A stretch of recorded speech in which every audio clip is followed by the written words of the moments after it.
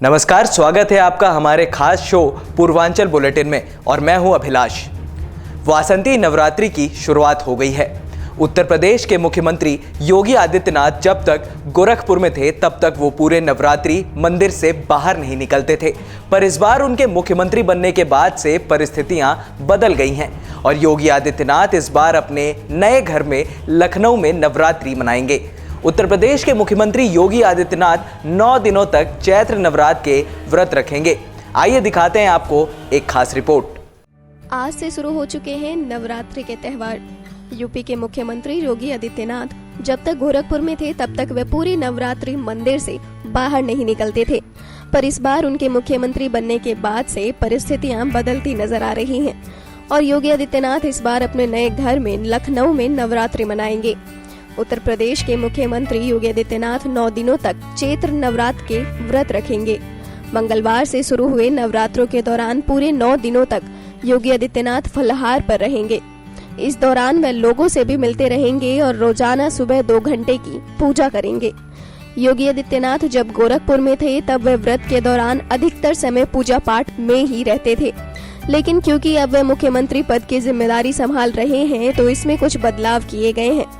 योगी लोगों से मिलना जारी रखेंगे, लेकिन रोजाना सुबह 2 घंटे की पूजा के बाद।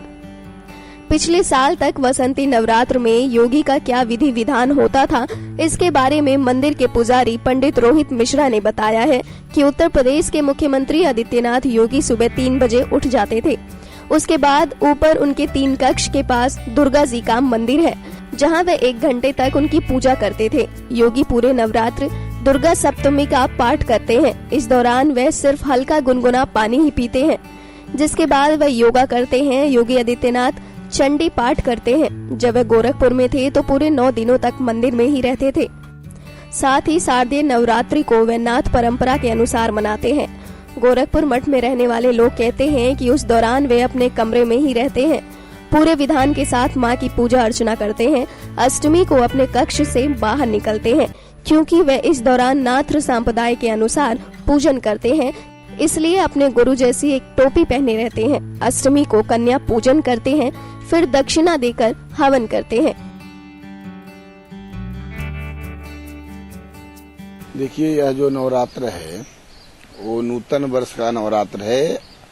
इस वासंतिक नवरात्र से ही हमारा नूतन वर्ष प्रारंभ होता है। इस नूतन वर्ष में हमारे संवत्सर भी नए आते हैं, तो संवत्सर के पहले दिन, प्रथम दिन, जिस दिन से हमारा संवत्सर प्रारंभ होता है, उस दिन से शक्ति आराधना का कार्य हमारा प्रारंभ होता है। प्रथम दिन अपने स्थान को, जिस भी स्थान में हम रहते हैं, अथवा हमारे पूज्य महाराज जी का जो देवी आराधना का जो स्थान है, उस स्थान को धो पोछ करके ठीक ठाक करके वहाँ घट स्थापित किया जाता है। नवग्रहों की पूजा होती है, दिक्पालों की पूजा होती है तथा स्थापित देवी देवताओं का पूजन करके षोडशोपचार पूजन करते हैं। पूजन करने के बाद फिर हम मार्कंडेय पुराण का जो देवी सूक्त है, देवी पाठ है, उस पाठ का आरंभ करते हैं और शक्ति का अर्जन करते हैं। 9 दिन तक क्या दिनचर्या होती है योगी जी की इस दौरान? एक तो सर्वप्रथम प्रातः 3 बजे जागरण के बाद स्नान, ध्यान, व्यायाम, जो क्रिया संपन्न होने के बाद महाराज जी मंदिर में प्रवेश करते हैं। मंदिर में आते हैं, स्वयं बैठ करके दुर्गा सप्तशती का पाठ करते हैं। जब दुर्गा सप्तशती का पाठ संपन्न हो जाता है तो मंदिर में स्थापित समस्त देवी देवताओं का पूजन करते हैं। भगवान शिव का जलाभिषेक करते हैं, दुग्धाभिषेक करते हैं। उसके बाद पूजन के बाद तब आरती प्रारंभ होती है। आरती संपन्न होता है। आरती के बाद तब पुनः विश्राम होता है, पुनः अपने नित्य क्रिया में संलग्न हो जाते हैं।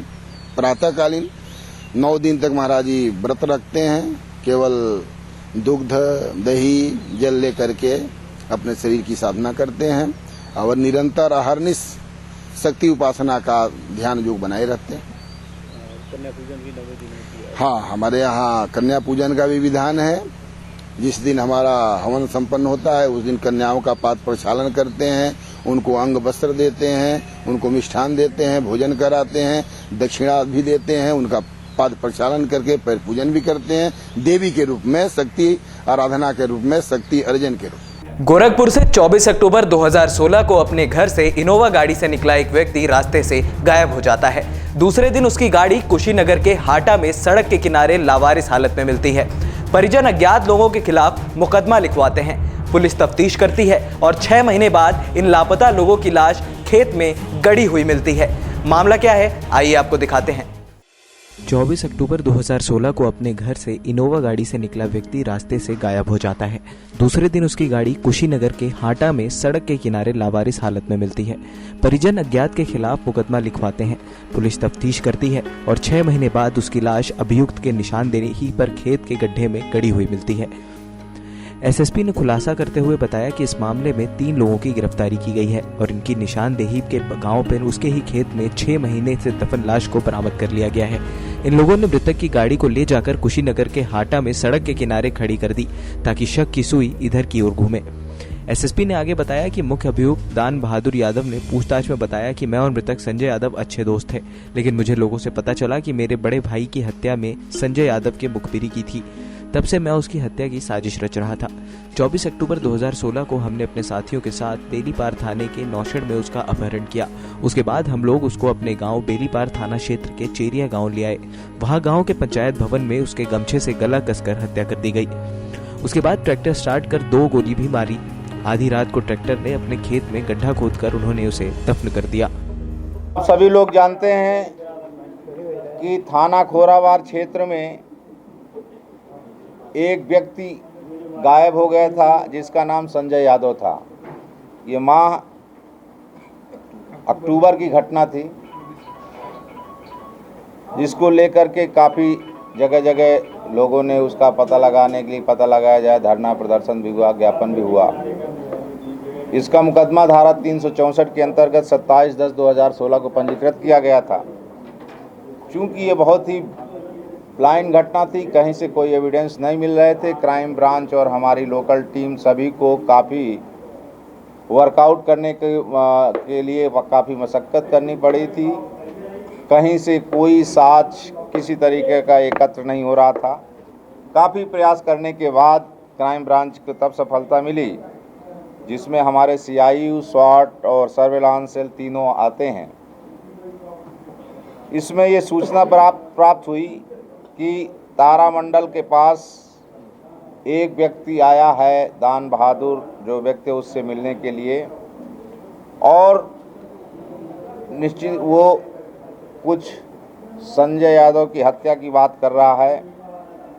इस सूचना पर विश्वास करके प्रभारी निरीक्षक खोरावार, CIU, SWAT टीम हनुमान मंदिर तिराहा जो चिड़ियाघर के पास है, वहाँ से एक फॉर्च्यूनर गाड़ी को आते हुए उन्होंने देखा, उसको रोका गया। जब गाड़ी रोकी गई तो ये लोग भागने लगे। भागने पर इनको पकड़ा गया, जिसमें दान बहादुर यादव हुआ, उसका ड्राइवर एक रंजन यादव तथा मोहित यादव, तीनों लोग मिले। इनसे पूछताछ की गई तो इन्होंने संजय यादव की हत्या करके लाश छिपा देने हेतु बताई। इनकी निशानदेही पर नियमानुसार ग्राम चेरिया पंचायत भवन के बगल में अभियुक्त द्वारा बताए गए निशान पर उसको लाश की खुदाई कराई गई, जिसमें संजय यादव के कड़ा, घड़ी, जूते आदि को देखकर उसके परिजनों द्वारा पहचान की गई। वहीं मृतक के परिजनों का कहना है कि गांव के व्यक्ति पर मुखबिरी का आरोप लगाया गया है और कहा कि पुलिस के अधिकारी सब कुछ जानते हुए सपा नेताओं के कहने पर मामले को दबा देते थे। हमने कई बार प्रदर्शन किया था, लेकिन पुलिस ने कुछ नहीं किया।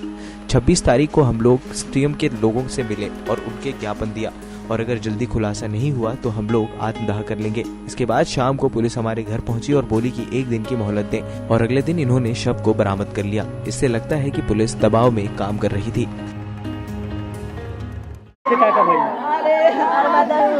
पकड़ के ले गए, हमन के कुछ जानकारी नहीं रहल कि काहे कुल मरले, का कइले कुले ना। घर झगड़ा बवाल कुछ नहीं रहल। पूरा गुड़ुआ है, दान बहादुर है, सुभाष शर्मा है, कपिला है, ना मिल के कुले ने मारी दिया। कपिला जाके मारा बाबू लासी है, कपिला का हाथ सबसे ज्यादा बा कपिला का। कपिला ने जाके मरवौला सारा काम कपिला कैलस है। कपिल घर बलियम्बा उहे सब कुछ करौलस ले जाके पुलिस अपने खेते में गाड़ दिला। 5 महीना से हमन के पुलिस का दरवाजा खटखटावत रह गई, कौनो सुनले नहीं। सब नेता के दबाव में एकदम पड़ा लालच नुमाई नहीं कैले। ये मनोरंजन यादव बाटे और जितना रहले सपा के नेता सब दबाव देते रहले हैं। ये भी तो सपा के नेता ही थे संजय यादव जी। हाँ, ये भी सपा के नेता रहले, लेकिन उन्होंने मरवा देना कुल कह के। हमन परसों गए SSP के यहाँ कहल गए हमन कैसे जिया तड़ी तो के पता नहीं बा। कहले हम का जानी कैसे जियत हो कैसे मरत हो, हम नहीं कुछ जाना तड़ी। भाग जा हमारे यहाँ से भाग जा, से निकाल दे खातिर के हमन के बारे। SSP के ये हाल बा। जवन कुछ बैल तो CO पता लगौल और SSP कुछ नहीं कैले। SSP CO कैंट, हाँ CO कैंट हमें मेहनत कह के हमें कुछ कैले, लेकिन SSP कुछ नहीं कैले। SSP एकदम दबा देते रहा है कैसे। क्या योगी जी के यहाँ भी आप लोग गए थे? हाँ, योगी जी के यहाँ भी हम गए डाली, वहाँ दहली ज्ञापन योगी जी के ज्ञापन दहली। उसके बाद पुलिस तेजी आई। योगी जी के ज्ञापन दहली, आत्मदाह के वहाँ चेतावनी दहली 27 तारीख के। जब 27 तारीख के आत्मदाह के सुनला ओकर बाद घरे अला 4 ठे पुलिस। कहला प्रधान जी हाथ जोड़ा ताकि 4 घंटा के मोहलत और हमके दे दा, 4 घंटा में हम केस खुलासा कर देवे। सब बता दहले बाटे कि वहाँ लाश खनाता। तो ओकर बाद हम मान गली नहीं आत्मदाह करे। 4 घंटा के बाद कुल बता देना हमके। आपका नाम? हमारा नाम गीता यादव है। प्रधान है आप? प्रधान है। किस गांव की? यहीं कजाकपुर के। कैसी है?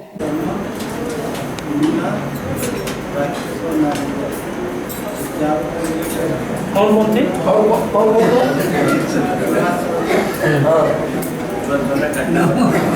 घटना कैसे की है बताओ, नाम तुम्हें मालूम?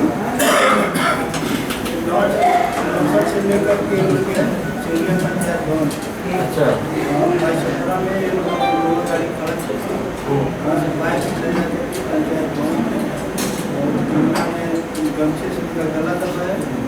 ऐसा है जिनमें 11 से 12 बजे भागलपुर में पुलिस के अधिकारी वहीं कर्मचारी, सिर्फ बदली है सरकार। यही अधिकारी जिस मामले में 6 महीने से दबा रखे थे या खुलासा नहीं कर पा रहे थे, सूबे के निजाम के बदलते ही इन लोगों ने सीएम के कानून की व्यवस्था पर पेंच कसने के बाद 24 घंटे के अंदर खुलासा कर दिया। प्रधानमंत्री नरेंद्र मोदी ने गांवों में स्वच्छता मिशन के लिए गांव में शौचालय बनवाने के लिए अखिलेश सरकार को पैसे आवंटित किए थे, लेकिन अखिलेश सरकार के भ्रष्ट अधिकारियों ने शौचालय बनवाने के नाम पर बजट का गोलमाल कर दिया। ऐसा ही एक मामला उत्तर प्रदेश के मऊ जिले से आया है, जहां पर शौचालय बनवाने के नाम पर ग्राम विकास अधिकारी ने 50 लाख का गोलमाल कर दिया है। देखिए हमारी ये खास रिपोर्ट।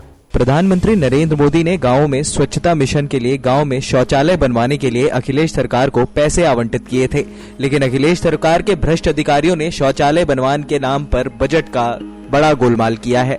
ऐसा ही एक मामला उत्तर प्रदेश के मऊ जिले में आया है, जहां पर शौचालय बनवाने के नाम पर ग्राम विकास अधिकारी ने 50 लाख रुपए का जमकर गोलमाल किया है, जिसकी जानकारी होते ही जिला प्रशासन में हड़कंप मचा हुआ है। वहीं इस बात की जानकारी जैसे ही जिला प्रशासन को हुई तो जिला प्रशासन ने मामले को तुरंत संज्ञान में लेते हुए FIR दर्ज कराने का निर्देश जारी कर दिया।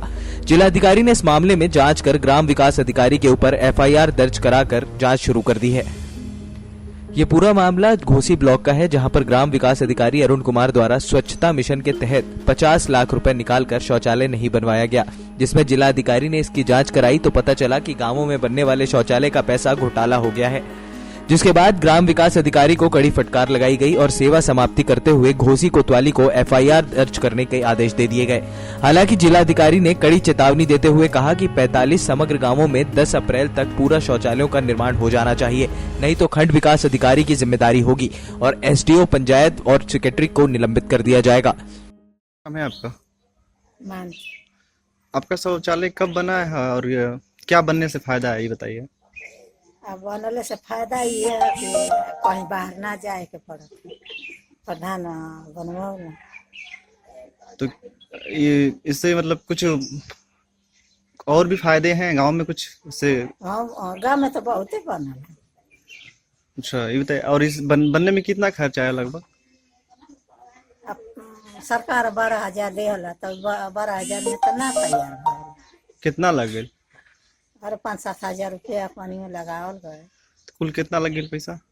अब इतनी हम भैया पढ़ल लिखल ना बाड़ी कि हम जोड़ घटाव करी। और कुछ पैसा भी लेना लोगन प्रधान ना केहू नहीं को नौका ले ले। अच्छा ठीक। नमवा का आपको माल हुआ था जिसमें बहुत सारे काम हुए, कुछ धन के अभाव में नहीं हो पाए। अभी भी काम चल रहा है। शौचालय के हिसाब से 95-97 शौचालय हमने बनवा दिए हैं। कितने का लक्ष्य था आपके? जी हमारे यहाँ अभी तो 300 का लक्ष्य है, हमने मांग रखा है, लेकिन 90 पर काम हो गया है, 25 पर काम चालू है और अभी हम आगे चाहेंगे कि घर घर शौचालय बनवा लें। ये हमारा उद्देश्य है, पूरे गाँव को शौच मुक्त करना चाहते हैं। क्या शौचालय के लिए लोगों से पैसा भी लिया गया है? शौचालय में इस तरीके की कोई बात नहीं है। पैसा जिनका न बनवा पाने के बाद हम लोग अपने पास पे लगाकर उनका फोन करा रहे हैं। शौचालय बनाने के लिए कितना क्या मिलता है जी? शौचालय निर्माण के लिए कितना धन मिलता है सरकार? शौचालय के निर्माण के लिए 12,000 धन सरकार की ओर से आवंटित है। तो मिल मतलब क्या है कि इतने में बन जाता है कि उससे ज्यादा भी खर्च होता है? जी जैसे सिस्टम है जो स्वच्छ भारत मिशन है, जिस हिसाब से बनवाने हैं वह तो उतने में बन जाएगा, लेकिन अगर टैंक बनवाते हैं ये करते हैं तो फिर थोड़ा सा खर्च बढ़ सकता है। लेकिन हम लोगों ने प्रयास किया है कि जो सरकार का सिस्टम है जिस हिसाब से उसी हिसाब से बनाया जाए। ये बताइए, आपका 300 का लक्ष्य है, अभी तक लगभग 2 साल हो गए ना प्रधानी को? जी 1 साल हो गए, अभी तक क्यों इतना ही निर्माण हो पाया? क्या सर जिला प्रशासन ने सर एक बड़ी कार्रवाई किया है शौचालय निर्माण को लेकर, सर क्या है सर उसमें और किस तरीके का घोटाला सर? नहीं, उसमें जो पैसा था उसकी धनराशि का उपयोग नहीं किया और जो पंचायत सचिव हैं वो उसका हिसाब नहीं दे पा रहे हैं और वो प्रथम दृष्टया गबन का मामला लग रहा, इसलिए उसमें प्रथम सूचना रिपोर्ट दर्ज कराई गई। कितने पैसा का गबन है? लगभग 40 लाख तो अभी है और अभी हिसाब पूरा नहीं दिया हो सकता कुछ काम उन्होंने किया हो, मगर कई दिनों से बीडीओ और तमाम अधिकारी उनको नोटिस दे रहे हैं, वो उसका समुचित उत्तर नहीं दे पाए, तो उसका आकलन भी हो रहा है कितना। अभी प्रथम दृष्टया 40 लाख का लग रहा, हो सकता आगे बढ़े। तो इसमें घोसी ब्लॉक का या नहीं, अभी ये तो घोसी ब्लॉक का ये स्पेसिफिक कल समीक्षा करी थी, सामने आया है, तो अगर और होंगे उसमें भी कार्रवाई करेंगे। कार्य से मुक्त नहीं किया गया? नहीं, वो निलंबित चल रहे हैं पहले। बेटा शौचालय आपका कब बना हुआ है और कितना सरकार से अनुदान मिला था? शौचालय में कितना मिला पैसा शौचालय बनाने के लिए? 12,000 में तैयार हो गया शौचालय? हाँ, और घर से कुछ लगा। अच्छा, और ये बताइए गांव में कितने शौचालय लगभग बने होंगे? अरे घर घर जो 4 लोग बाकी ये बाकी लोग ना रे। सर कोपेगंज ब्लॉक में कितने शौचालय का लक्ष्य था और कितना अभी तक बना हुआ है? 703 था, बना है 500। ये बताइए शौचालय जो बना है उस बीच में कुछ धन का अभाव भी हुआ था, क्या उससे कुछ प्रभाव पड़ा? हाँ, कुछ काम रुका है, 2-250 का तो रुका है, 2-250 बचा है।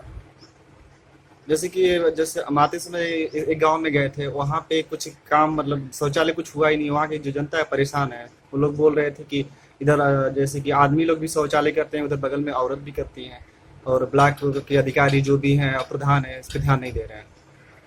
तो सुविधा तो दी जा रही है, लेकिन धीरे दिन दी जाएगी, एक बार सबको थोड़ी दी जाएगी। अब खबर है महाराष्ट्र से। महाराष्ट्र के पालघर जिले के नाला सोपारा में 3 दोस्त रात भर बैठकर दारू पी रहे थे। सुबह 6 बजे सिगरेट को लेकर हुई बहस में एक दूसरे के परिवार में उनकी कहासुनी हो गई और इसके बाद 2 दोस्तों ने मिलकर प्रदीप कदम नामक एक युवक को पत्थर से बेरहमी से मारकर उनकी जान ले ली।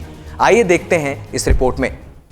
मुंबई के पालघर जिले के नाला सोपारा में 3 दोस्त रात भर बैठकर दारू पी रहे थे।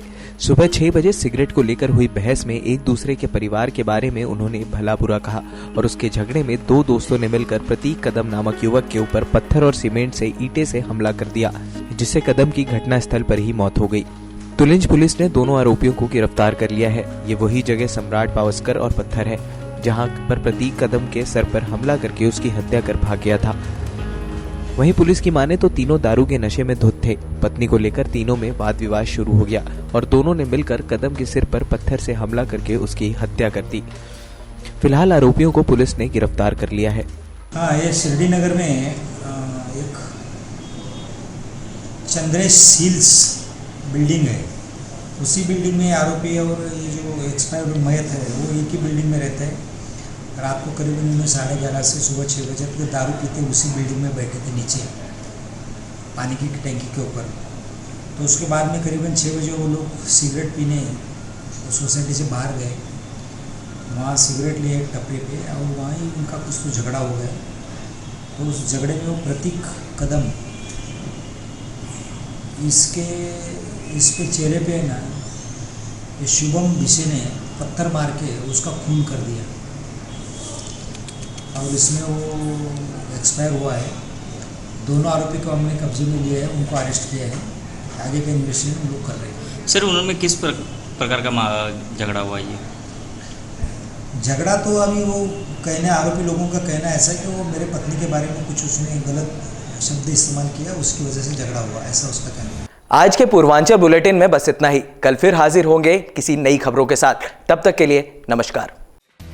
Subscribe now to receive new updates, reviews and news.